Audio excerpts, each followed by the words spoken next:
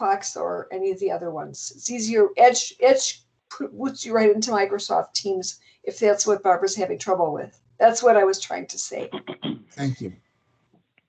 Try using Microsoft Edge as your browser. That's what I was trying to say. Now I'm going to mute. Okay, thank you.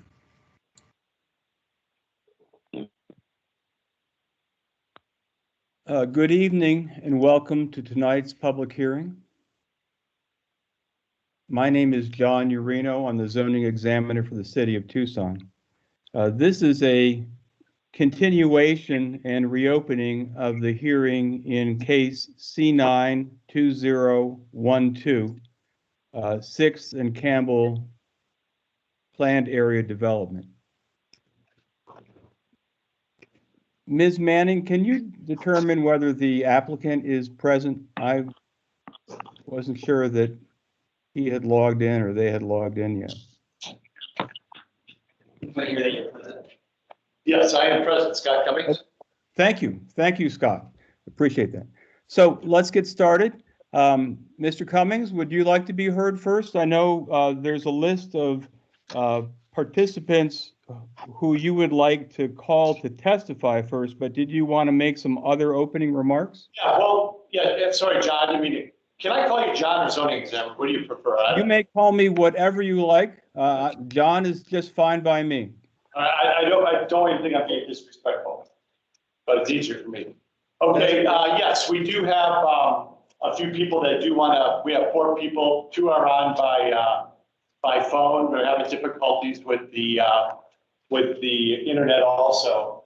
So the first thing, you know, after reviewing some notes and reading what some of the major concerns that you had spelled out, is that we would like to talk about try to correct or try to clarify the aspect of vagueness or nebulousness, as you referred to it, or someone else referred to it during a previous hearing, and kind of get over the idea or try to explain the scale and exactly how many units.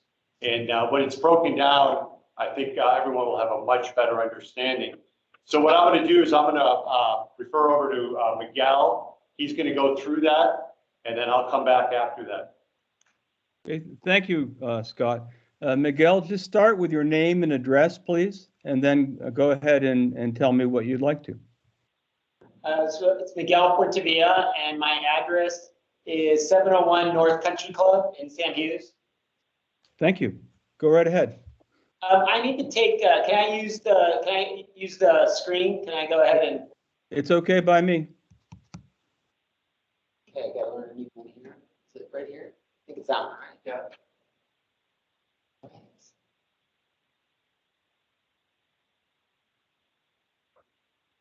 Hey, everyone. While he's doing that, one thing I'd like to point out, John, is that we did add 3 revisions to the pad. And I bring that up because when he goes through the project, it'll take some of the confusion away that we would only, if there is going to be some type of hospitality use, it would only be on parcel A, where before in the pad, it could have been on either 3 of the parcels. So that is strictly on parcel A at this point. And the other 2, I think the group dwelling is completely gone. And then the height on pad A or parcel A is down to 95 feet. Yes, thank you. I saw those. I hadn't seen this graphic before. So Miguel, do you want to go ahead and tell us? Yeah, I'd like to start. So I'm going to go ahead and start at the corner of Campbell and 6th, everybody, and start with building pad C and building pad B and kind of explain those. So on the first floor, basically what you would have is 29,000 square foot of mixed use space, obviously, and we want to break that up into multiple tenants. That 29,000 square footage would also include all of the service area. So that does, you know, the service area takes up at least 20% of that square footage. On building C, we have a height limit of the 50 foot, and on building B, we have a height limit of the 70 feet. And I'll show you sections through there So on the second, third, and fourth floor on building C, it would all be basically housing, single family or single multifamily housing units, but 1 or 2 bedrooms.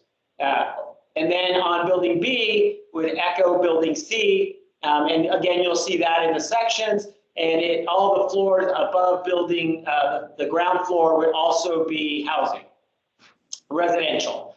On building pad D, we have parking garage on the first floor, and then we have parking garage on the second floor also. And then the solar panels.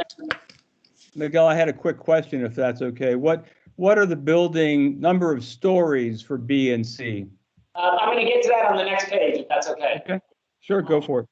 And then on building A, we have 28,000 square feet, and that of course includes a ramp up to the garage, and that also includes all the service area, which, like I said, will be actually a lot higher than the 20%, and then a mix of retail, restaurant square footage is broken up. And the 4,000 shown here on these, of course, is only does not subtract the corridors and service that it would be needed behind those. And of course, these could end up being smaller or larger, but we're talking about Scott's wish to have multiple tenants and also working with the neighborhood. So I'm going to do a quick explanation of the square footage breakdown for the parking and what that demands, and then I'll get into the sections and show the sections, John, if I'm allowed to call you John too also. Of course, please go ahead. So basically, the yield for units on building B and C, and that's all floors, would be 126 units. And the yield for building pad A from the second through the 8th floor that we would like to do would be basically 196 hotel rooms, and Rich, what was the addition of? It was Richard. Oh, it was, no, I'm sorry. The 126, it was only 196 hotel rooms or 98 apartments if you were to turn those into residential instead of hotel. The 126 here on this includes the upper floor of building pad A, just to be clear. So the 126 is both this floor, the top floor of pad A, and all of building B and all of building C. So 126 resident, excuse me, Miguel, I just want to make sure I have it down right. 126 residential units across all of buildings A, B, and C, with an additional 196 hotel rooms in building A. Is that right? Yes. Or, John, it would end up being about 98 residential units instead of the hotel units. So 90 plus B and C. 98 plus the top number, the 126. Got it. Go ahead. That would be the max, basically. Am I right, Richard? Did I get that right? I think I got that. So using the code, which is the law, and we're actually, it would be over this, but what would be required for parking is over 858 parking spaces. And based on the development data pad by Scott Cummings, architect, CDG, it's both Cindy and John Frank Messia, sorry. We would end up with a count of a required 412 is what would be required after that pad. Which, as you know, is half of what would be required by the current UDC code. I'm going to jump to the next page. So as you can see, the yield isn't quite as much as what everyone, I think, thought they were going to get. But based on, I'm going to go to building B and C. Based on building C, B and C, what you would get is 3 stories maximum, and that's if we could do this low a ceiling, multifamily on building C, and 5 floors on building B. And they would be single loaded corridors and all be a combination, as you can see in these drawings, of basically 1 and 2 bedrooms. So just looking at the graphic, Miguel, so it's a total then of 4 stories on building C, when you count the ground, the first floor commercial, right? Is that right? Yes, and so the total yield on building B and C, as you can see here, everyone, is only 105 units. That's great. And I that want to know how includes- many stories they're going to be. Yeah. I'm still not clear from your graphic. How many stories is in there? Building C is 4 stories. Building B is 6, right? So 6.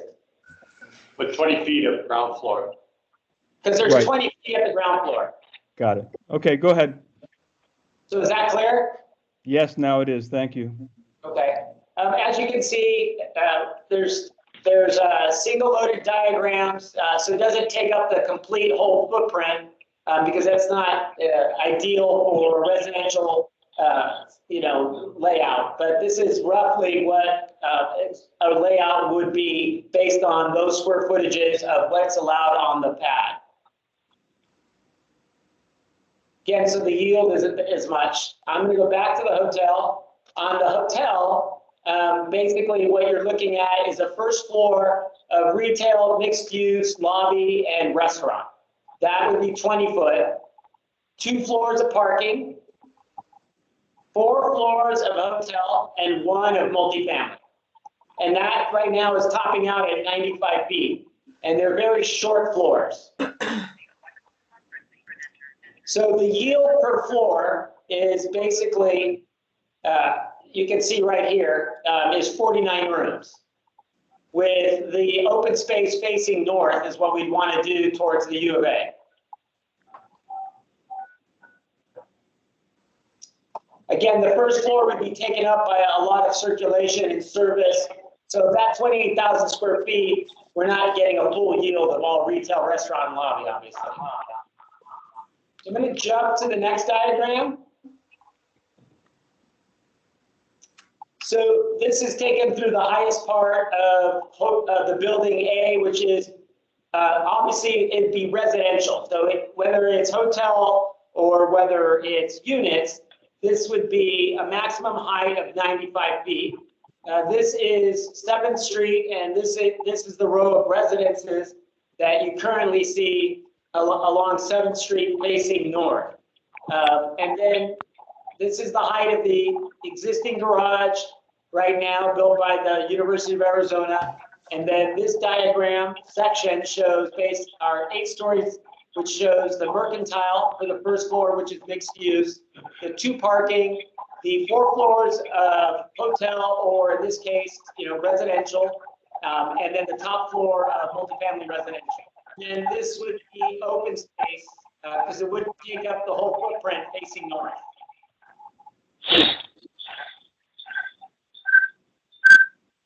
Thank you, Miguel. Everyone else in the audience, please mute your devices because we're getting severe feedback right now. So if you're not speaking, and the person who are speaking now is Miguel and me, please mute your device. Thank you. Anything else, Miguel? Scott or Richard, anything I might have missed that you wanted me to talk about? I thought I went through it succinctly and quickly, but explained everything. Yeah, I think on the site plan, I think that was concise and I think it was pretty straightforward. It's not, the yield on the units, as Miguel said, it's not as big of a unit as we talk about it's not that big of a project in the sense for the amount of land that we have. They're long, skinny sites, as we talked about. So we really have just that single double loaded corridor, and it's not a large mass of other wings and things coming off of it. So I think it's a great layout, and I think it's something that if we can create an iconic corner.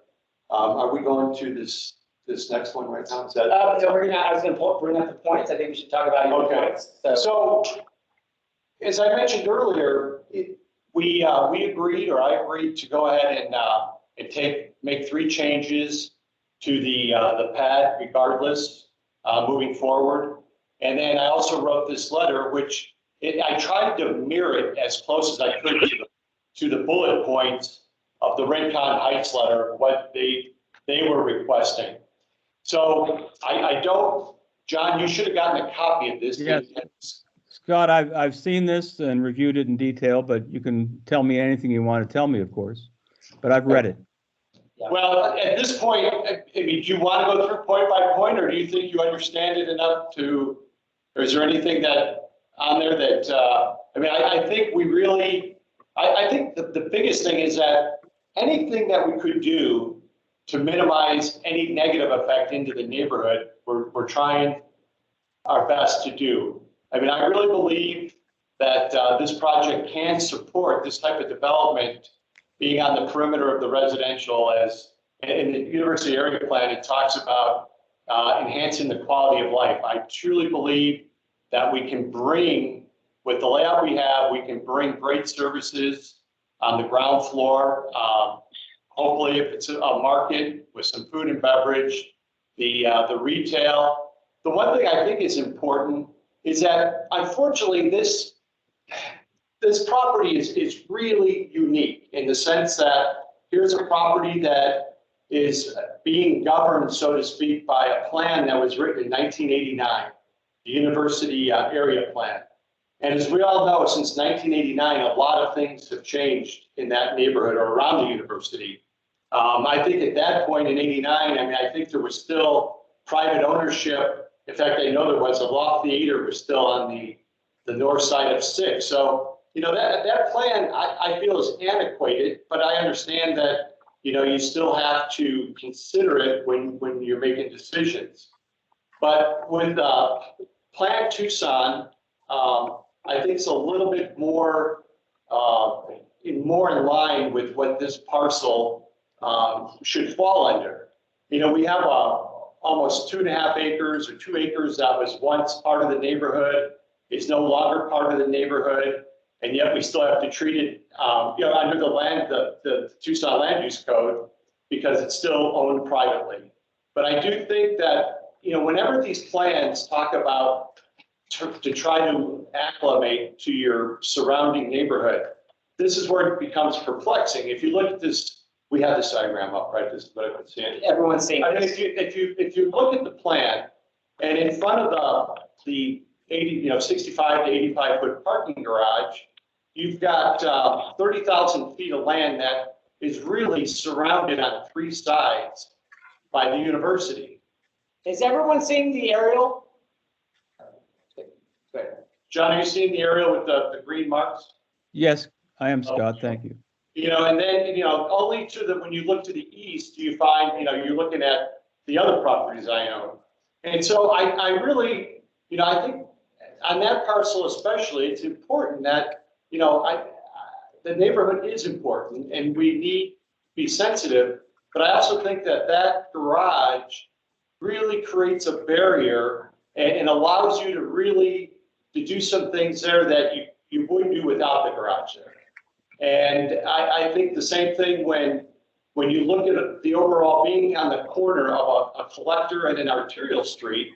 You know, we've done everything we can by closing Martin so that we don't get people driving into the neighborhood, and we're trying to direct them as much as possible out onto Campbell, being an arterial. And so, I mean, I think this piece is really unique.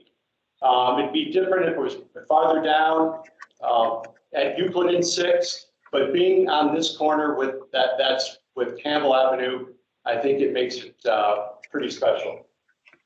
Now, the one thing Cindy is available. Cindy, are you out there? Cindy? Yes, I am. Yep. Oh, okay. So we're trying to temper or try to create how we can approach some of your points about the not adhering to some aspects of the old, what we consider antiquated 1989 university area plan. And Cindy's just going to take a few minutes to go through that. And why she's doing that, though, let me just point out that the reason we have those squares demarcated in green, those are those are, let's see, we got 1, 2, 3, 4. We got 6 different property owners that are in favor of the project and have submitted letters. And 4 of them were supposed to speak tonight, but one fellow's just calling me saying that he can't get through for some reason, but I have his letter here, so we are going to put it up after Cindy is done. Thank you. Cindy, go ahead and Great. start with your name and address and then go ahead. Yes, Cindy Hogan. I work with CDG Architects. The address is 2102 North Country Club Road. And so I just pulled out a couple of things from Plan Tucson 2013.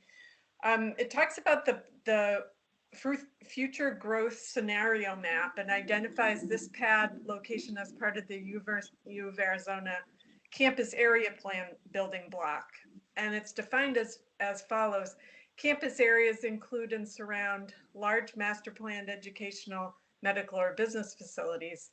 A fully realized campus area serves the local workforce and student population and includes a range of housing options, a variety of retail opportunities, and convenient transit options. Campus areas often accommodate businesses that are the spin-off of economic development opportunities that are generated by primary employers such as University of Arizona. And really the stated goal of our pad really mirrors this direction pretty directly, this description pretty directly. So we fit right into the campus area block. And the policy direction in Plan Tucson supports design that protects the integrity of existing neighborhoods, complements adjacent land uses, and enhances the overall function and visual quality of the street, adjacent properties, and the community. The existing residences, the ones that are most adjacent to the pad development, are those ones on the east side, adjacent to the alley. And those residents, they don't face the development. They back up to the screened parking structure. And the structure is by intention the lowest mass of the development and is similar in height and setback to what would be allowed in the existing zoning.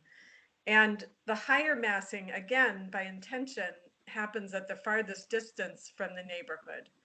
So that all happens along 6, and we do not believe we're negative impacting the integrity of the neighborhood. The Rincon Heights neighborhood, other than those closest buildings, doesn't have a strong relationship with 6th Street currently. We contend that what is being proposed, this active street level retail that faces 6th Street, will enhance the streetscape and provide commerce and activity that will actually benefit the neighborhood, with pedestrian circulation to get people there to enjoy what does happen as a commercial development. And then the university area plan supports projects where commercial activity is located at the street level and is connected to the public sidewalk, a tenant mix that offers goods and services oriented to local residents, and compatible with the neighborhood and area, and development that includes a well-defined pedestrian system linked to the public sidewalk system, convenient access to transit facilities, and secure parking and bicycle areas. And we believe that this PAD document does support this policy direction. The historic assessment, the developer understands that as part of the PAD, it's written into the PAD that they'll need to be required to provide a historic assessment of 4 buildings within the PAD boundaries to determine the historicity of each building. And the developer will also provide mitigation measures as called for in the zoning examiner's preliminary report. So we understand that's part of the PAD. And the university area plan also supports design that complements surrounding development, utilizing compatible building materials, architectural style and ornamentation, setbacks, step backs, and variations in building height or mass to complement the scale and character of surrounding development and to reduce the appearance of excessive height and bulk. And we believe that the new development should reflect and enhance the neighborhood identity, street continuity, development patterns, neighborhood landmarks, and the like, architectural and landscaping themes. But we believe these qualitative considerations will be addressed with the design review that will happen prior to any development plan is approved by the city. So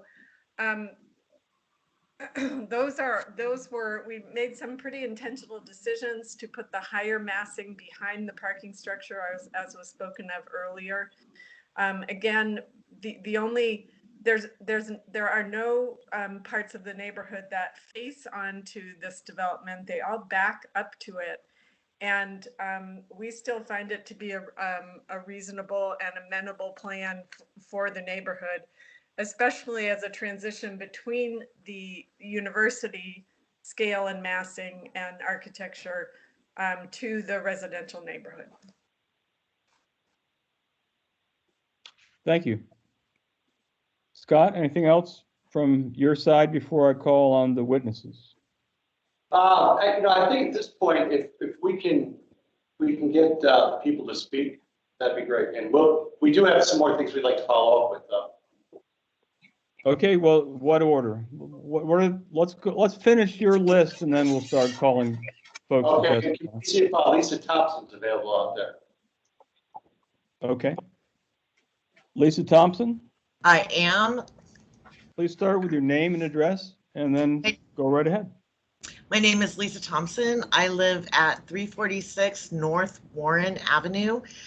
It's a duplex, so the front part of the property is 1700 East 7th Street. And the back half, it's all one structure.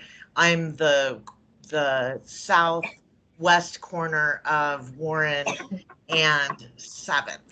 And so you can see my property up there. And, I've spoken with Scott about this project. I've also spoken with Larry Ledford, who is going to speak next, I believe. And we're in support of it. I rent the front part of my property. I think that this would be a great addition. I've lived here for over 20 years myself. I would enjoy having some of the amenities that will be provided as part of this project. Thank you, Ms. Thompson. Mr. Ledford?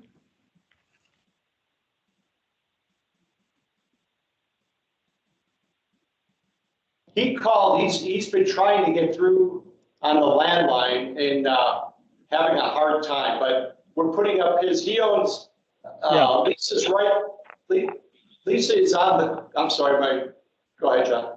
No, go ahead.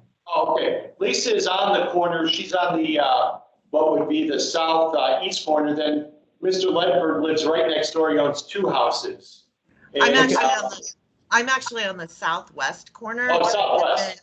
Yes, and then Larry's property is right to the east of mine, and then he also owns the smaller property where the cursor is right now.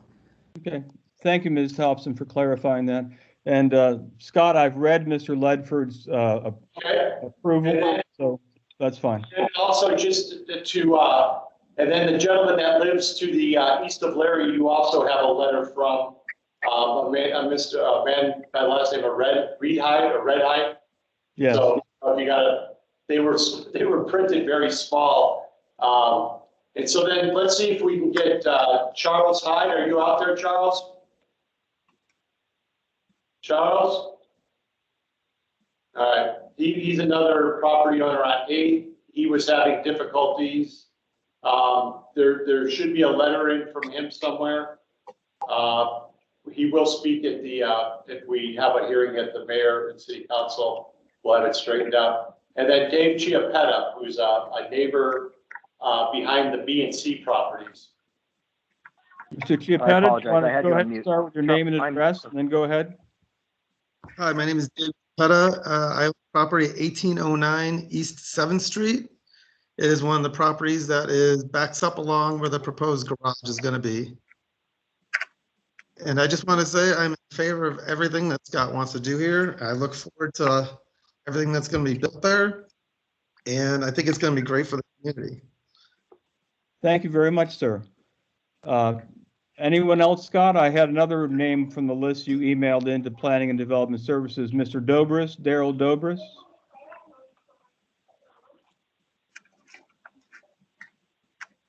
This is Charles Hyde, though. I'm here. I had you on mute when I was talking. Okay. Oh, Go ahead, Mr. Hyde. Start with your name and address, please. Sure. Charles R. Hyde. I own 1740 East 8th Street, and I've owned since May of 2005. And I'm at the base, one house in on the south side of 8th Street and Martin. So I have no problems with the pad as presented today. I don't see any detriment to the neighborhood. Quite frankly, can't think of any alternative that would be better suited for the neighborhood. I met with Scott, sorry about that, got some background noise, a couple weeks ago, went up to U of A parking structure and got a good understanding of what the plan is. I think it's, from the university's perspective, I think it's something that university needs, and I believe that those most affected, those being the nearest to on 8th and 7th Street off of Martin, would far more benefit than be harmed by the proposed development. Thank you, Mr. Hyde. Is You're Mr. Dobris present? No. yeah. Okay. Thank you. Scott, did you want to present anything else now? Yeah, one thing I took to heart, John, after the last presentation, can you put the letter up there? You had mentioned that you had read all the comments of all the people that were signing in protest, and so I thought it would be definitely beneficial to try to reach out. And so I crafted this letter, sent it out on the 10th of May, and I think we've sent out almost 60 of them, maybe 70, close to 70. And I think after people hearing that it's not specifically the false narrative that it was going to be a 14-story student housing project, and I have not received to date one response from it. So I think, which I think is good. I mean, I think people, if the letters that came in, I mean, there were some people pretty adamant, some people that went into great detail, and I think that not only this letter, but I was proactive and I went and did a recap, or not a recap, but an update with the Sam Hughes Neighborhood Association last week, and was able to give a presentation. And after 20 minutes, they asked me to stop so they could ask questions. And there was a long silence. And then one fella asked, there was only question or concern that came up was, why did the city, why do you want to build this if Sam Hughes Place across the street has been such a boondoggle? And I said, well, do you mean commercially or residentially? And he wasn't sure what he meant. But so I explained to him that residentially it's always been full. I mean, it started out as condominiums, and then most of those people have turned them into rentals. And then the commercial has been a bit of a pain in the butt because of just the way that the project is laid out and the way the parking is laid out. I mean, I was going to show a photo. I was over there Friday at lunchtime, and they don't even have loading zones for trucks. They have big semis parked blocking all the people trying to get through the public access lanes. So I just wanted to point those things out that I agree with you. I wanted to hear everyone's input, and I want this to be a success, and I want everyone to be heard. Thank you. So I'm going to now call on some other folks who emailed into Planning and Development Services Department and asked for the opportunity to speak tonight. And I'm going to take them in the order that I received them. The first is Steve Kozachik. Mr. Kozachik, would you like to be heard? Sure, thank you. I had some Steve Kozachik, K-O-Z-A-C-H-I-K. I'm the Ward 6 council member. First, I want to make it clear that I am not taking a position on the pad here tonight in order to preserve my ability to participate when this gets to the mayor and council. And so my points are purely procedural. I had a prepared statement, but I got to say, John, this might be a wonderful development that we're seeing tonight. It can certainly serve as a stepping off point, but the reality is the original pad is what formed the basis for our meetings, the meetings that you asked us to have. You told us to go and meet and find common ground. You're seeing right now that this has been a moving target throughout. Many of the residents who are on the call tonight are seeing this in real time for the first time, and that consequently has left the neighborhood with no opportunity to really absorb what is being presented, take it back to the wider neighborhood association, have the discussion, and really have fruitful meetings with Scott and his team. This case has some history now. We were initially told that Mr. Cummins had no contact with the U of A. Later on, it was conceded that he had rather extensive discussions related to student housing in the Department of Intercollegiate Athletics, ICA.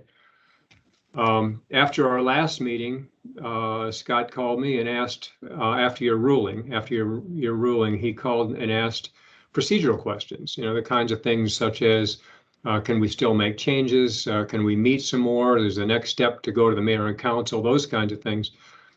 After we hung up, I saw an email that showed that he had already connected with you and asked for this reopening.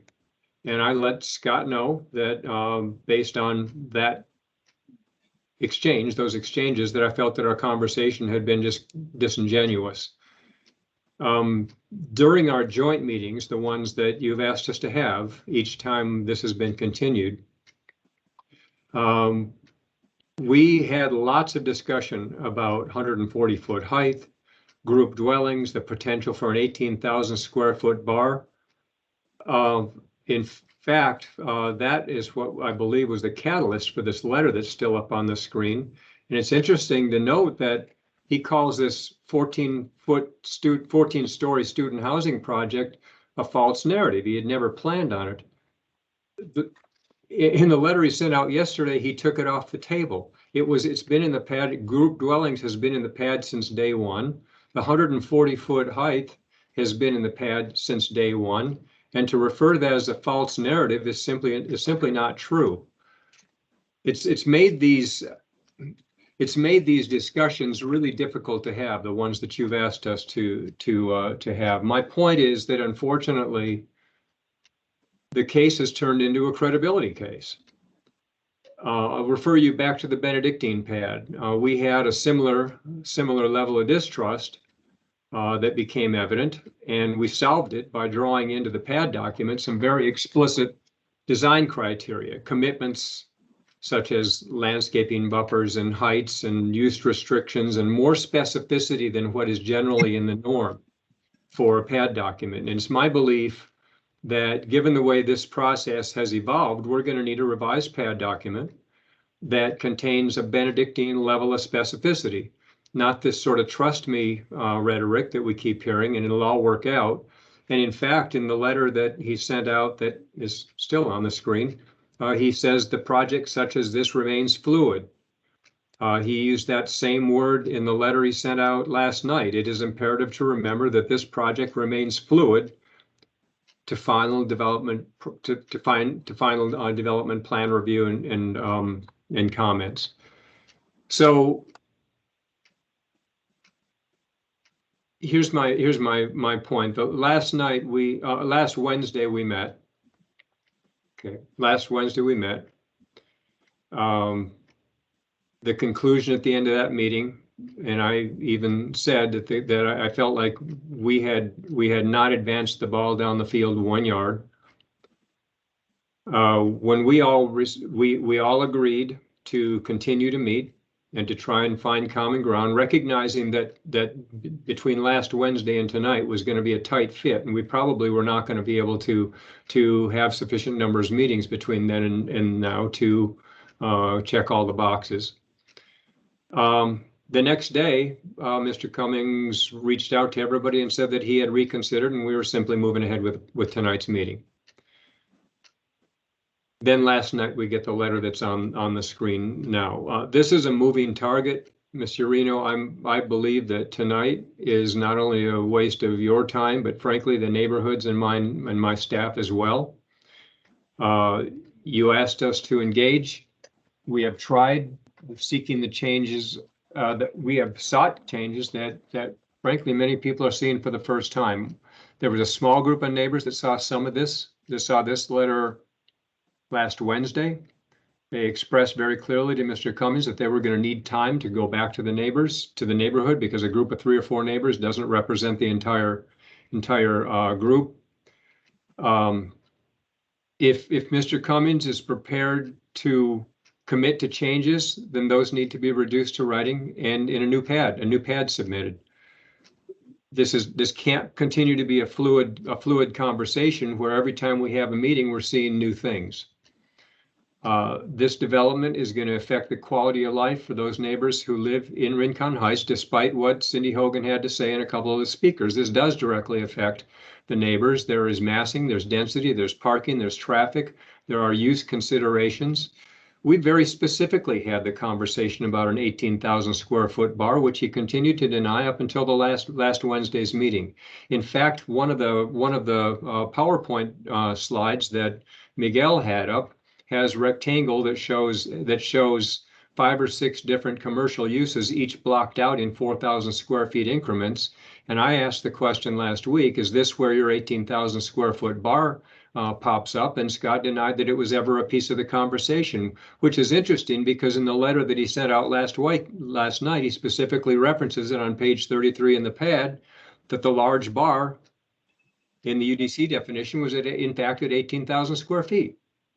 So the neighbors deserve an extremely high level of specificity on heights, uses, parking, traffic, and all the things that I just mentioned. And frankly, without a new pad, I'm not really inclined to be spending any more time on this conversation. I'm sorry to drag you back into it. What we're seeing tonight might be a wonderful project. It is certainly a potential stepping off point for further conversations, those that you asked us to have. They have unfortunately been unfruitful, and as long as this remains fluid, we're never going to cross the finish line. That's all I have. Thank you. Next person is Stacy Plasman.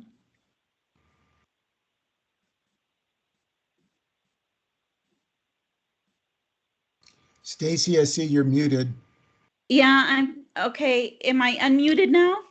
Yes, you are. In just 1 minute, as a matter of housekeeping, Scott, would you take down the document that's on everyone's screen now? If you want to refer to it later, you can put it back up. But for now, please take it down. And yes, Ms. Plasman, please start with your name, which I just said what it was, but you say it too, and then your address, and then please go ahead. Hi, I probably won't be on video. It gave me a thing saying that it wouldn't recognize my camera. Okay. My name is Stacy Plasman. I live at 1803 East 9th Street, so I am in Rincon Heights. I'm pretty nervous tonight. I want to say that what I've been hearing before, I'm concerned that everything, the U of A planning plan, U of A area plan, our memorandum of understanding, all of these have been referred to as antiquated. This is wrong. The U of A planning area undergoes a review every 10 years at an immense cost and a lot of work, and it clearly shows that the use for this area is supposed to be eventually a field and or office building for the U of A. I find it funny that Scott Cummings thinks he knows what's better for the U of A than the U of A knows what's for the U of A. I think that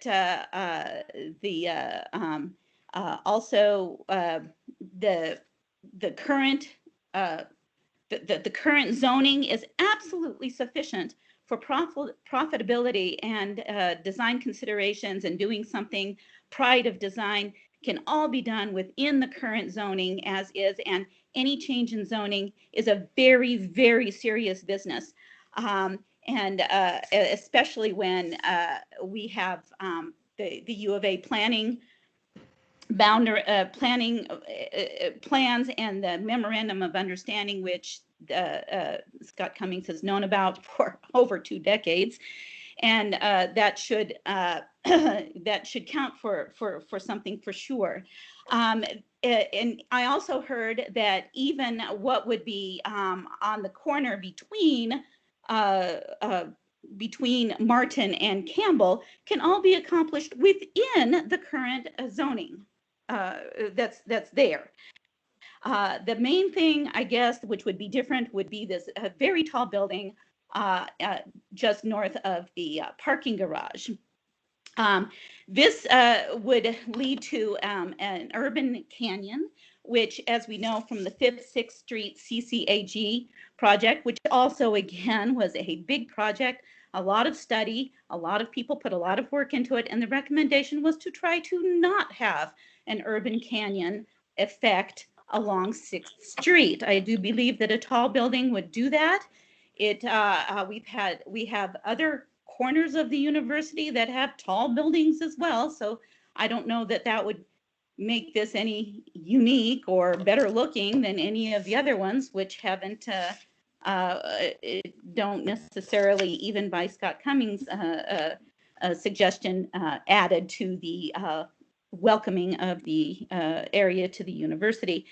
I think that I know that I am concerned as well that that this might be an attempt to increase the fair market value for this property for when the U of A decides to acquire this property. And that might be behind some of this as well, because I do think that very good things could happen within the zoning as is. And I also think that we need to have more of a good, I don't know, the credit, exactly like Steve Kozaczek says, the credibility really just isn't there. Everything has to be written down absolutely in writing. It really can't be fluid. We don't know. And the 140-foot height, most definitely in our presentation, in Scott Cummings' presentation to us as a neighborhood, was mentioned twice. So it's not like, absolutely it was. And so, we're going on that. Oh, everything's going to be fluid. Well, we haven't even had a chance to even discuss whether 95 feet is suitable. So I think that the zoning changes are not needed, and tonight should not be approved. I don't know. I guess that's my current feeling. Thank you. Thank you very much. Mr. Iarino, is it Yes, possible that, and my apologies to everyone, but if I could be moved up in the queue, my granddaughter has an award ceremony. I would like to. Please, Mr. Homan, would you please like to go now? Yes, thank you so much, and thank you, everyone. Hello, my name is Mark Homan. I reside at 1619 East 8th Street, Tucson, Arizona, 85719, where my wife and I have lived for 45 years. I want to point out that I not only own property here, but I live here. So I'm understanding that some of those people maybe who support may not actually live here. I strongly oppose the PAD at 6th and Campbell, case C92012. Along with other members of my Rincon Heights and the Sam Hughes neighborhoods, I have been actively involved in the attempts to work with Mr. Cummings to reach a mutually beneficial plan. As I think you know, I and our neighborhood would welcome a good development on the site. With our willingness to support greater density and the expertise of members of our neighborhoods, we had hoped that a strong project could be developed that would benefit all parties and the greater community as well. To put it politely, Mr. Cummings has thumbed his nose at our efforts to work together. His only response to make modest changes were in response to his original proposal having been denied, not to any efforts to negotiate in good faith. I get the feeling that he just threw his exaggerated plans up against the wall to see what would stick. When that didn't work so well for him, he made another attempt to throw a little modified configuration against the wall. Of course, there remain a number of what we'd hoped would be resolvable issues. The height, even at the reduced level of 95 feet, is still almost 4 times the current zoning. While heights well in excess of the current zoning could be acceptable, not that much excess is. Bar size, parking, and other matters could have been resolved if Mr. Cummings had any interest in working together. Note that the change from group dwelling is a response to his and others' reading of the changing market. Again, not as a result of negotiation. On Thursday, I guess it was Wednesday evening, we thought we had an agreement on a process to identify specific issues, focus on their resolution, and continue to move forward in a timely manner, including changes to the PAD and agreements between parties on matters outside of zoning. We thought he was finally ready to negotiate and quit dragging this on. The next afternoon, he sent us a message that told us to go jump in the lake, so to speak. He had waited until the last minute to give us any plan revision, noting that his team had just finished their draft a few hours before we met on Wednesday, giving us no time for thoughtful review and any meaningful discussion with our neighbors. He also didn't have any PAD changes in writing, just a kind of trust me proposal. Changes could have been made long ago before the previous examiner's meeting if he were serious about responding to neighbors' concerns. Then at the very, very last minute, barely 24 hours ago, he sends our neighborhood president a list of responses. Really? What are we supposed to do with that? Any time for thoughtful examination and response? Of course not. This last-minute gamesmanship is getting beyond tiring. And here again, he uses the term fluid, a term he trots out again and again to mean, don't really hold me to anything I might say, I just might change my mind. This whole thing has been like trying to nail Jell-O to the wall. Zoning is to guide land use and provide a measure of protection for those who live in the affected area. If we are expected to waive this protection, we can only do so if we are confident that the benefits exceed the loss of protection. This case is a far cry from benefit to those living in the area. Mr. Cummings purchased his properties knowing full well what the zoning limitations were. He does not have the right to expect anyone and everyone to just accept his desire to reject any constraints. It is not our job, nor it is our responsibility to so drastically change the rules just to help him make a lot more money off his investments. I hope you agree. Please deny this application. No genuine effort has been made for meaningful engagement. Thank you. Thank you, Mr. Homan. Laura Tabili. Thank you. Yeah, Laura Tabili, 116 North Mountain Avenue in Rincon Heights. I've lived in the neighborhood since the early 1990s, and I bought my home in 1999. So I think that's 22 years. And I'm going to have a drink because I seem to be a little bit fuzzmouth here. First, I want to point out that actually I asked to speak, and I also sent a letter before 5 p.m. yesterday because that's the deadline for a meeting that's the next day. And apparently between 5 p.m. last night and now, Mr. Cummings has moved the goalposts. So I just wanted to, I think, affirm something that some of my neighbors have said. First of all, 95 feet is still excessively tall. And I think that our neighborhood deserves the opportunity to take a very close look at these plans. And, you know, again, it's a starting point for negotiation. But to say that, yes, it's just fine when they just were sprung on everybody less than 24 hours ago, I think is not right. Secondly, the pad is still very vague, right? And he uses this term fluid. And in fact, Scott, the reason I didn't respond to the letter that you sent is precisely because of this kind of vagueness about both the pad, and you're kind of hedging your bets and saying, well, the situation is fluid and that's why I can't make a commitment. But that's what a pad is for. A pad is to say, I'm going to do X, Y, and Z. And if we don't have X, Y, and Z, we don't have a reason to rezone, really, right? And then the second reason is that this vague lip service to neighborhood-oriented retail, I'm afraid that we have heard this before. We heard it when Sam Hughes Square was being mooted and brooded about, and we've also heard it from the U of A that they were going to put street-level neighborhood-oriented retail in their buildings. I understand the zoning examiner doesn't control what U of A does as a state agency, but the point is, neighbors have been told that we were going to get neighborhood-oriented retail before, and it's never materialized, right? I'm sorry, but a spa is not neighborhood-oriented retail, and neither is a college bar.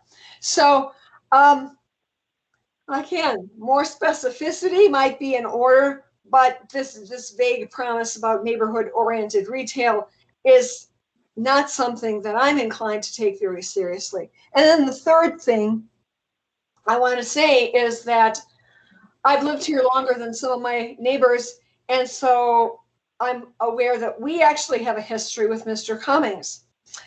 For this reason, his gestures, and as you yourself, Mr. Guarino, pointed out, they were only gestures. They appear nowhere in writing about historic preservation, are something that I have a very hard time taking seriously. And the reason for that is because of the number of historic properties that Mr. Cummings has bulldozed on this very site over the past 15 or 20 years. And the last time I spoke in a zoning examiner meeting, it was one of your predecessors, 2 or 3 back, with a neighborhood president, long gone, to try and stop the bulldozing of a couple of historic properties on the west side of Martin. So I don't place very much faith in that either. And I think it goes back to some of the issues that Stacy Plassman raised and that Councilmember Kozaczek raised, is that there's not a high level of trust with this particular developer. And given the events of the last 2 or 3 months, that is not enhancing my trust. So thank you for hearing me. Thank you for participating. The next person is Colby Henley. Mr. Henley? Hi, my name is Colby Henley. I live at 1140 East 10th Street in the Rincon Heights neighborhood. So I'll be brief. Most of my comments echo much of what you've heard. First, I do want to just reiterate that we as a neighborhood do support some level of development there. We feel that's an appropriate location.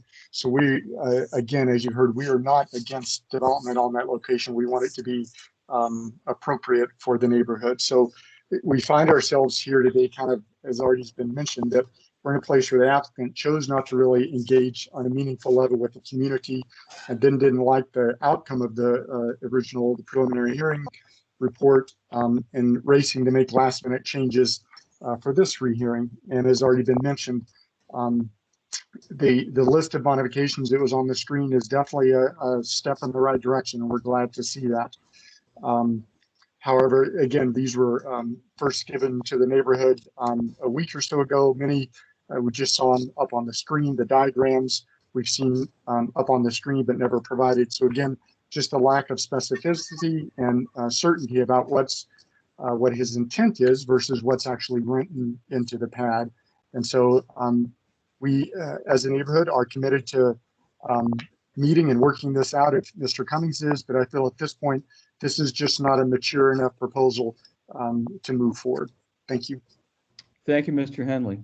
The next person is Melody Peters. Ms. Peters?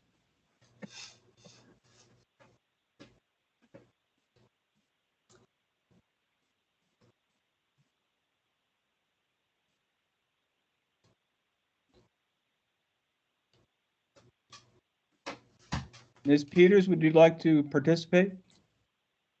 Thank you. Seems like she's having trouble unmuting herself. Yeah, it shows unmuted. Ms. Peters, can you hear me? Okay, we'll come back to Ms. Peters. Lee Marsh, Mr. Marsh? Yeah, hi, my name is Lee Marsh, M-A-R-S-H. I'm currently the president of the Rincon Heights Neighborhood Association. Thank you for allowing me to speak and present this evening. I'd first like to set the record straight about the height. The applicant is now suggesting 95 feet and claiming that we had offered some kind of tit-for-tat agreement to trade group dwelling status for additional height. And now that we want to discuss the issue still, it's really easy to paint us as the unreasonably NIMBY bad guy neighbors or say we're walking back what we said. But let me be clear, when 90 feet was first suggested and 65 feet is what was actually suggested in our original letter, after 90 feet was suggested by us after the first hearing before the continuance, that was done in the spirit of trying to demonstrate good faith negotiations, trying to get the applicant to budge on our concerns in any meaningful way. It represented the absolute maximum possibility of what the neighborhood would be willing to consider if we were being taken seriously and treated fairly, and if our concerns were being listened to and addressed. That never happened. We never agreed on any kind of deal, and for the applicant to come back now and say it was presented as some kind of quid pro quo trade is an absolute fantasy. And frankly, I really don't understand why we're being pressured to accept 140 or 95 feet. I took a look around in Pro and found zoning documents from 2017 submitted by the applicant suggesting 75 feet for those very same parcels.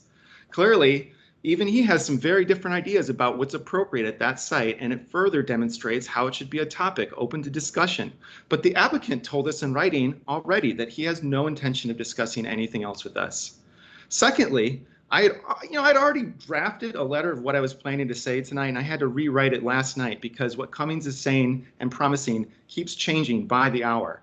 Of the materials that were presented tonight, those site markups were shown to us, the preliminary site markups were shown to us for the first time less than a week ago. The amended list of proposed changes, I only saw those for the first time last night after 5:30 p.m. That is after the period of time when anyone could even possibly submit a written record into the public record. And you know, the floor plans and I don't know if they're supposed to be final site plans. We have never seen those before tonight. As Steve Kozachik said, it is a moving target. So there are a lot of people that wrote letters and came here to talk tonight based on what we knew at the time that we had and what is actually in the public record. So I don't know how it is fair to them and how this can be in any way considered a public process. None of this has been communicated to the neighborhood at all. So how could we even be expected to deliberate or agree to anything under these circumstances? And honestly, I still don't even know what we're actually expecting to be built. Like, is it a hotel or is it apartments? Is it student housing? Because I'd like to remind everyone that even without the group dwelling status, you can put 4 students into one apartment on a single lease and it's still not technically a group dwelling. So I've been intimately involved in this whole process from the beginning. And if I feel like I can't possibly know, how can my neighbors be expected to understand? The only thing I know is that this way that this is handled is any indication of what's to come. It is not going to go well. And I just, this has all happened after the applicant completely ignored us for the first time around.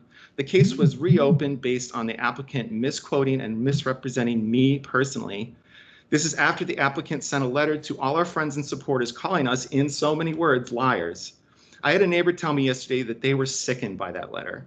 At this point, we don't have a contract. We don't have a revised pad document. Cummings has gone back and forth on what he's willing to do multiple times. How can we be expected to trust the outcome of this process when the applicant has been so dishonest and so disingenuous? So, Mr. Zoning Examiner, I realize it's not your job to be a judge of anyone's character or who's the most honest, but the neighborhood has really been treated like garbage through this whole ordeal, and I hope that you'll be a judge of that. I don't believe the public process is supposed to be the applicant running out the clock and swooping in at the 11th hour with a confusing, half-baked list of tenuous promises to maybe address our concerns completely on his own terms. Please recommend denial, because this is not how the pad process was intended to be used by the city. That is how I have to understand this. Thank you. Thank you, sir. Ms. Peters, Melody Peters, would you like to testify?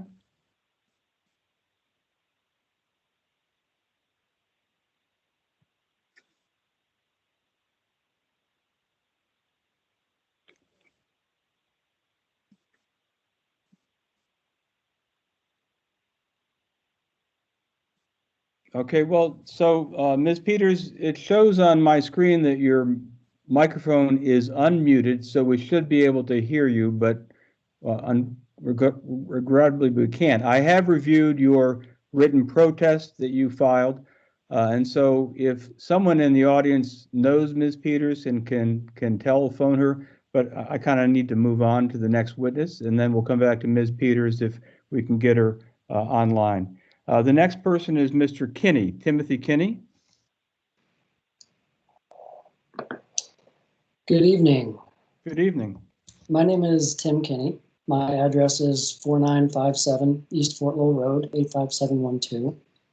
I'm an attorney representing the Rincon Heights Neighborhood Association, and I'll keep my comments to the point since there's not much that hasn't been said already.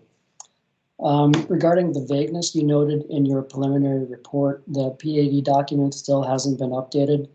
The applicant submitted their potential changes last night and presented some diagrams and cross sections, but as we know, they're not incorporated into the document, and based on the presentation tonight, it's not even clear that they intend to be.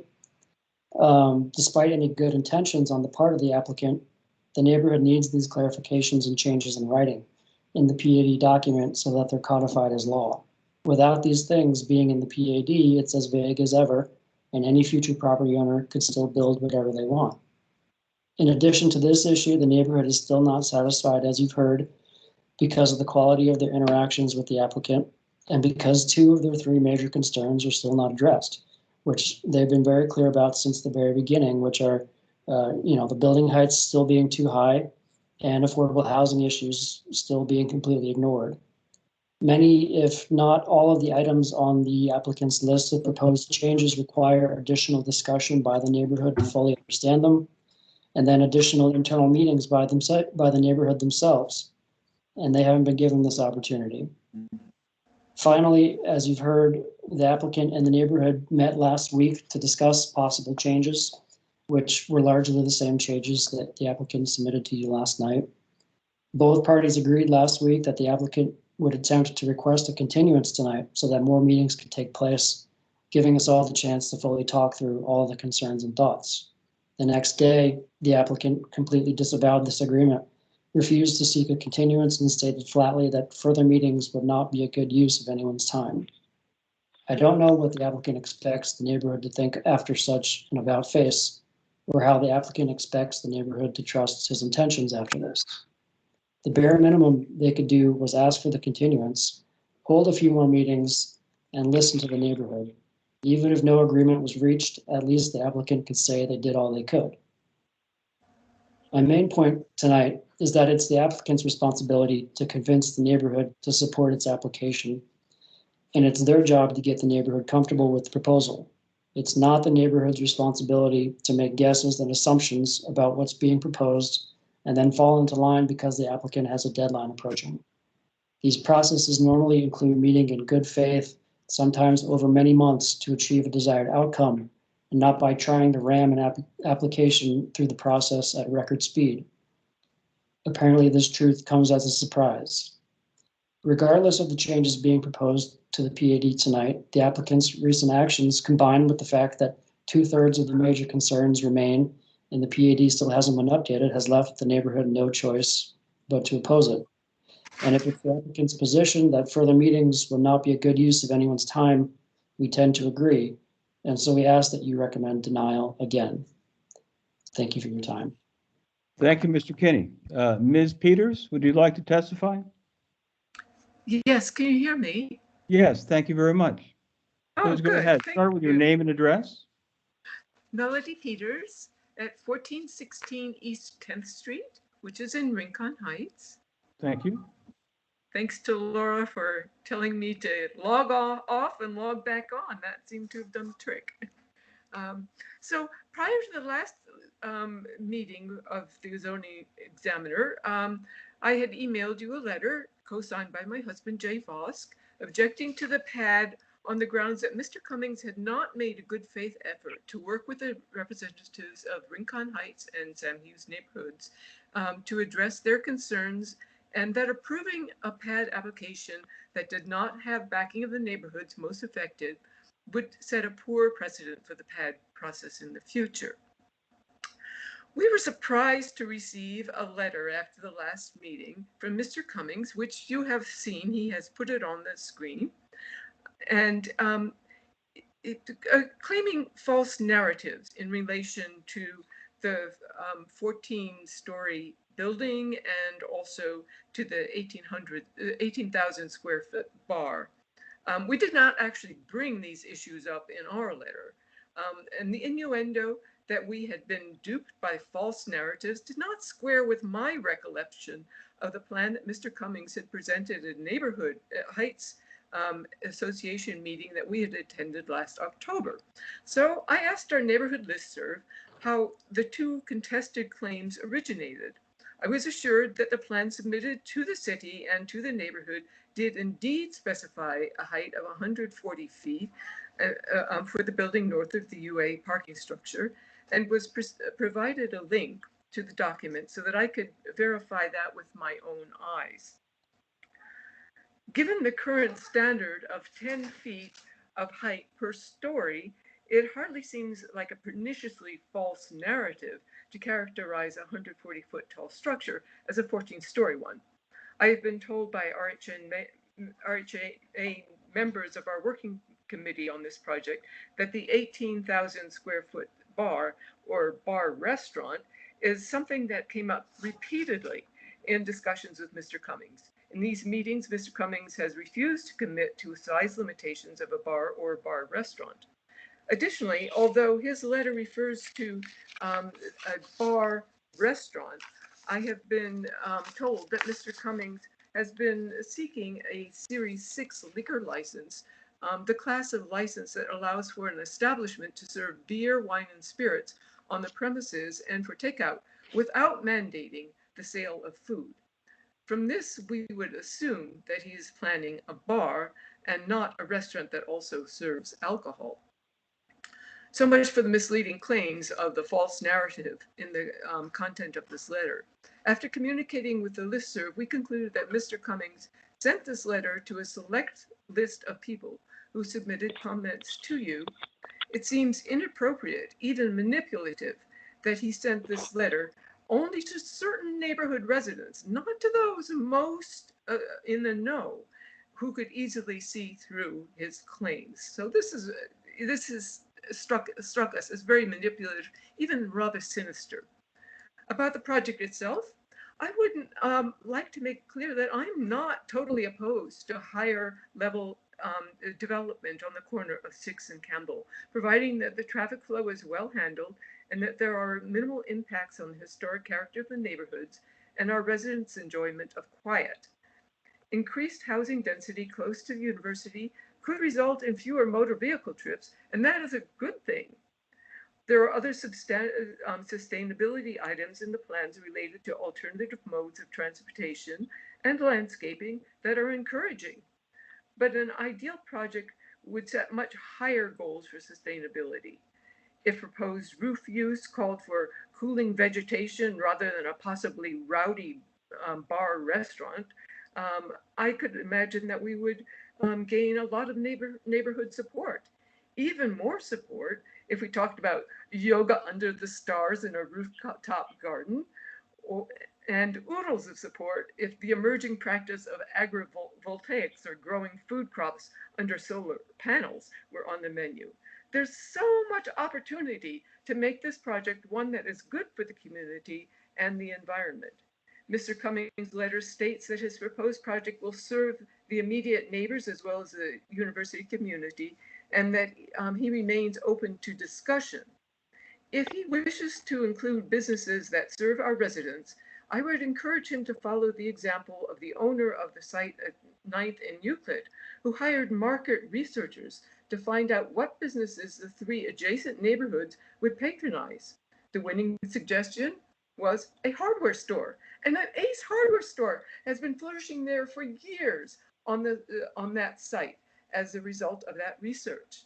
If Mr. Cummings is truly open to discussion, why has he repeatedly refused to meet with delegated neighborhood representatives, trying instead to claim that a one-on-one discussion with our neighborhood association president yielded an official deal.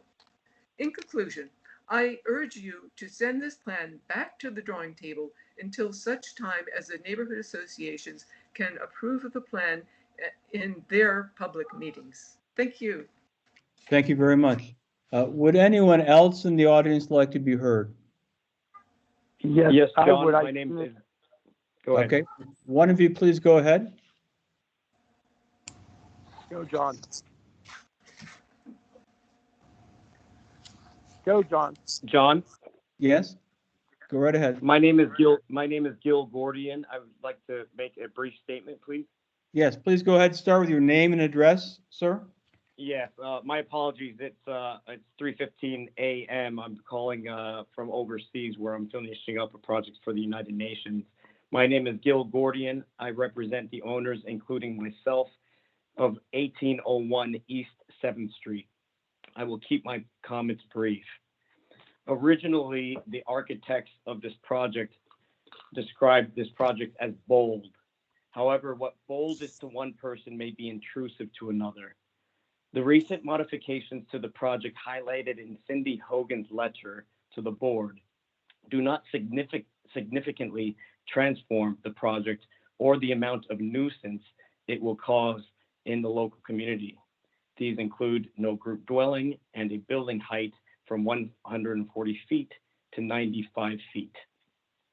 Having a property that is directly south of the proposed site and literally borders it, it would have been nice to be contacted directly by the applicant personally and been provided an environmental and schematic impact statement to inform us of how the project would affect our home in the near, mid, and long term. We strongly oppose this project due to its obstruction of views, its effect on the quiet enjoyment of our home, the increased traffic, and the applicant's lack of due diligence in contacting us in an effort to remedy any concerns. There's been mention of a new letter. We never got the first letter. We never got the second letter. Thankfully, the zoning board has been very good to post documents on its website, and that's how we've been keeping abreast. So when this is the first time I've heard of 858 parking spaces, 196 hotel rooms equals what, 400 people, 200 cars, plus an square foot bar, 18,000 foot square bar during March Madness. Okay, that's going to significantly impact the neighborhood. I just want to thank you for your time, and that's all I have. Thank you, Mr. Gordian. Get some sleep when you can. Thank you for participating. Thank you. Yes. Ms. Erickson, Thea Erickson, I see you have your hand up. Please go ahead. Yes. Hello, can you hear me? Yes, thank you. Great, thank you so much. My name is Thea Erickson. I live at 1127 East 8th Street. Thank you for allowing me to speak to you again on behalf of my home, Rincon Heights neighborhood. Please know that everything I'm saying now is just on top of what my previous testimony was. That all stands true. At this point, I just want to say I'm very confused because of the way this has been conducted. I am unable to know what exactly the applicant is proposing right now. It is not appropriate for this to be revealed to me at this meeting. How can it be this far into the process that we are finding out any of these important details? That was the first time I've seen those things. I really think they should be included in the things that are publicly available on the PAD website, or included in the PAD for them to be considered. So, I mean, what exactly has changed from the previous application? What are the exact uses? What are the street and traffic impacts? What kind of liquor license can it have? How will it impact my neighborhood and life and my neighbors? How can I even be remotely expected to support this rezoning when it's done in such a way that I cannot be included in it? More importantly, how can you be expected to rule on something that citizens aren't included in? I do know that we haven't been worked with to create any agreements. We have not approved anything. 95 feet is almost 400% increase from the current zoning, and 12,000 square feet of a bar is over 2 hi-fi bar sizes. That's not something that my neighborhood has agreed to, and we do not support something like that. Let's be clear. Despite how muddy these waters have become, all this situation boils down to, essentially, is one individual requesting of the city to massively rezone an important part of the community. That is a big ask. The burden is therefore fully on the shoulders of the applicant to be granted such a large and permanent thing. He must fill out this application well and fully, jump through numerous hoops, and respectfully engage with the public correctly. Unfortunately, for the applicant in this case, he has not correctly done this. His time management, his actions, they have been such that the community was not engaged. Our needs were not met early or timely. And now this is so rushed that we are unable to be consulting with each other and cannot therefore support anything that is being proposed such last minute. I ask you to please continue to deny this application and only consider approving something even partially if it were in full writing that we can fully view before that. Please don't do anything conditionally. I need more trust than this. So thank you very much for your time and listening to me. I appreciate it. Thank you for participating. Would anyone else in the audience like to be heard? Yes. Go right ahead. Are you speaking to me, Mr. Iurino? I am Ms. Oh, McCassin. good. Thank you. Hello. Go ahead. Thank you so much. My name's Molly McCassin. I live at 2888 East 4th Street, which is in Sam Hughes neighborhood. Uh-oh. Do I hear another sound somewhere? Is that just Yes, we're feedback? getting some feedback, so if you're not Ms. McCassin, please mute your device. Go ahead, Ms. McCassin. Thank you so much. It drives my hearing aids crazy. So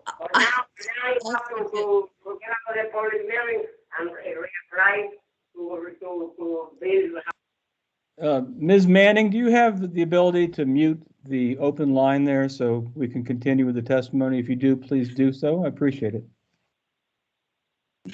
Let's go ahead and try. Thank you. All right, we'll give it a shot. I have to admit, I'm confused as well, but I think that not a lot more needs to be said because the kind of confusion that we're talking about here simply means that there's no way that this should move forward.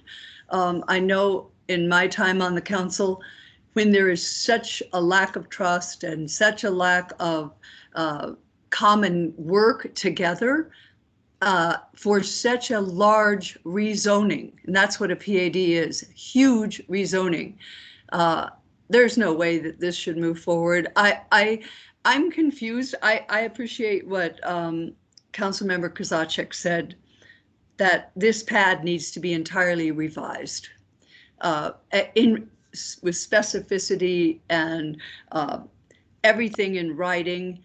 But I am not hearing that that's what the applicant wants to do, nor am I hearing particularly that the neighborhood association, and I am not speaking for Sam Hughes, although I did represent them on a little, on a working group that we had. I don't get the feeling that Rincon Heights feels good about proceeding without some real changes in the way this process is going. We're fixed, those of us who have property, homes, who live here for many, we're fixed. What's fluid is, sounds speculative, sorry, sounds like speculation. And for Rincon Heights, I know in particular, they have been through so much when it comes to planning with the University of Arizona. They have walked that walk and been very diligent as a neighborhood. And Mr. Cummings spoke about Plan Tucson. One of the key things in Plan Tucson is respecting the citizens and residences in the community when you're working on any project. And this clearly does not take that into account. I would also just like to throw in, since Plan Tucson was brought up, that inside of Plan Tucson, there's a real emphasis on affordable housing. And if this is a large housing change here at the corner, I don't see any attempt at affordable housing. And so I think if you're going to throw that around, Plan Tucson, then you should really back it up. And I would hope that something something could move forward like that. But if there isn't, as Councilmember Kozaczek pointed out, a revised pad that really nails things down honestly, then this zoning request should be denied because it does not meet the standards of Plan Tucson. It does not meet the standards of, what we expect in a zoning this large, which is that people know exactly what's going on and they come to the meeting and then they either agree or disagree. We haven't had that. So thank you very much. I appreciate you're hearing all of our comments, and I hope that this will be denied until all of these issues can be worked out that have made this a disingenuous process, as Lee brought up. Thank you. Thank you. Would anyone else in the audience like to be heard? Yes, I would. Please go ahead, sir. Start with your name and address. My name is Bill Craig. I live in Sam Hughes at 2043 East 3rd Street. I tried to send in a request to speak, but I guess that my technology knowledge is even less than I realized. The reason I'm calling today is to talk about the 12,000 square feet, to talk about the 95, the height on the project, and to several other things. But so many people have done it even better than I possibly could. But the one thing, though, I am concerned about is Mr. Cummings' constant insistence on having a very liberal liquor license. If this truly was going to be an 18,000 or even 12,000, which is extremely large restaurant bar, there's no need for a Class 6 liquor license. If there was something that was created that was related to food sales and liquor sales, perhaps that might be more appropriate for a neighborhood. But to go for a high-level Class 6 license, it seems to me that we're really pushing things there. Thank you very much for your time. Please, no matter what, please deny this application. Have a nice day. Thank you, Mr. Craig. Would anyone else in the audience like to be heard?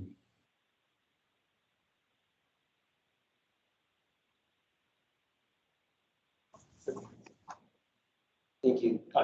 You're on mute. Oh, John, can I have a few words? It's Scott Cummings. Yes, go right ahead, please. Yeah, I am absolutely taken back by some of these comments, and I don't want to get into a combative he said, she said situation. But when this was all going on, I went and checked my emails, and I just, I've always had respect for Steve, but I don't understand when I email you and we talk on Saturday, May 8th at 11:18 a.m. and you tell me to send me the changes I want to make, and I send it to you, and then you forward them to the neighborhood. Can you put the change? It's the same changes that I just had up there, except for two things I added because of our meeting last Wednesday. Please look at that. I mean, it may seem mute, but this whole credibility that I throw things at the last minute. I mean, that is the same page other than the asterisk that says added 524. And it mirrors everything you guys have been asking for. So I don't want to hear about how I just threw this up the last minute. It's been over 2 weeks. And I think, and when I sent it to John Beal, and you should have gotten it, I believe, John, probably about the same time, well over 2 weeks ago. Other than those two things that were added because of Wednesday's meeting. Now, when we had our meeting Wednesday, this was put up without the added 524 because obviously that was prior to that date. And when I put this up, people said, oh, we want to talk about affordable housing and parking. And so we sat, and that's when I was told that, oh, we're going to have us ask it for a continuance. And I was put in the position that the continuance was something I could not control. So when we talked about it, it's not something that I went out and was seeking in fact, I kept saying that we need to move the process on. I'm willing to meet, but I don't want to talk about the same old things. In fact, I think Steve said the ball's not moving down the field, something to that effect. And so, I mean, I'm starting to take it a little, the credibility thing is just, it's not right. when I've got emails that, support what I just said, I think I deserve a little more respect than that. I'm sorry. And, I was hoping, last Wednesday to talk about specific things that match the neighborhood's request that they sent back in December. And that's, once again, to reiterate, I was told, no, we don't want to talk about those things. We want to talk about the other two issues. And so that night, I even went home and I sent an email out late that night. I was able to get hold of John Beal, who was on vacation. And he said, no, that there's a 40-day statute we have to respect. I sent an email out to, I believe, Lee at 10 o'clock that night saying, hey, it's not my intent to go ahead and just let you know that we're going to go ahead with the meeting as planned after I found that out from John Beal. So, I just think the record needs to be straight. And I'm sorry if I'm going to get a little emotional, but, I can be thrown under the bus so many times, but, when I've got documentation, and this is, that's how Wednesday's meeting got. It got contentious. And I'm like, I give up. I mean, you tell me what you guys want to do or what you don't want to. I'm bewildered. Thank you. You're welcome. So here's what I'm going to do. And not to worry, I'm always willing to listen to what people have to say. I don't involve myself in, and this goes both for those who support the proposed pad and who oppose it. I don't get involved in the negotiations, right? It's okay. I'm happy to hear what's on your mind, and I've taken notes on what I think is pertinent. But here's what we're going to do. I am going to, first, I have a preliminary question. Scott, the items that are on your, I thought it was a May 19 email and letter, and then with the 2 additional items on May 24th. Are you prepared to do those as part of the pad, or are you not, as you sit here today, prepared to agree to those?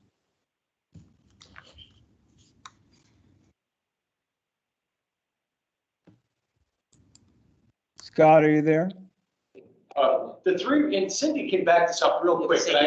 The 3 revisions the other 3 revisions that are permanently, those were done in that procedure by what we were told by the planning department. I mean, they said at this point, until we don't know what else is going to be done to the pad, there's no sense of rewriting it until this whole thing about fluid. That's why I said the word fluid, because the things are going to be changing. But yes, I am willing to commit to everything that was on that page, plus the other 3 provisions that have been documented, sent by Cindy Hogan on CDG letterhead to the planning department directly. So yes, sir. Yes, I have the letters from Ms. Hogan that outline, to be clear for the record, that you're now proposing that parcel A be 95 feet, the building 95 feet at the highest, no group dwelling, and the hotel, if there is one, would be on parcel A only. I have those, but are you telling me now that in addition to those, you're prepared to have as part of the pad document the items listed on your May 19th as supplemented by May 24th letter that we had up on the screen previously tonight? Is that what I'm hearing? Absolutely. And the All right, reason, so yes. So here's what we're going to do. And I'm constrained by timing. I can only continue hearings for 30 days. So what I'm going to do is direct that the applicant prepare a revised pad document incorporating the 3 changes communicated by Ms. Hogan, but in addition, the changes that are reflected in your May 19 letter as supplemented by your May 24 letter. Now, I don't know if they're letters exactly. I got them as electronic documents, so you're going to submit a revised pad document and a red line version of that, so a clean and a red line, to Planning and Development Services. Planning and Development Services will post the revised pad document and red line on its website. And then we will follow that with a hearing, a further zoning examiner hearing on June 24th at 6 p.m. Hopefully, that 2 weeks will give all interested parties sufficient time to review the pad document as revised so that they can be prepared to, if they wish to, and I invite you to, participate in the June 24th hearing. You will know what's on the table being discussed. So, Mr. Cummings, anything further? Go right ahead. I just got a question. The things that are typically not put into the pad, as I discussed, would be a legal document that I would have prepared by a law firm. So the things that would not go in a pad, do those stay out and then? So just so we're clear between the two of us, I don't want anything in the pad about any negotiations you're having with the neighborhood association about non-land use items. I think everything that's in your May 19th letter as supplemented by your May 24th letter could be put into the pad document if you're proposing to do those things as part of the proposed pad. Yes, absolutely. All right. So that's what we're going to do. And I appreciate everyone's participation. Again, just for the record, by June 12th, the applicant will file with PDSD a revised pad document incorporating all changes the applicant proposes to make. He will provide both a clean version and a red line version so the changes can be readily observed. And then we will have I am continuing tonight's hearing to June 24th at 6 p.m. If there's any questions, I'd be happy to listen to them, but I don't anticipate there should be. I think it's pretty clear what we're going to do. I want to thank everyone for their participation, and I hope you all have a lovely and safe evening. Good night. Thank you, John. Thank you. I don't understand why they couldn't have a continued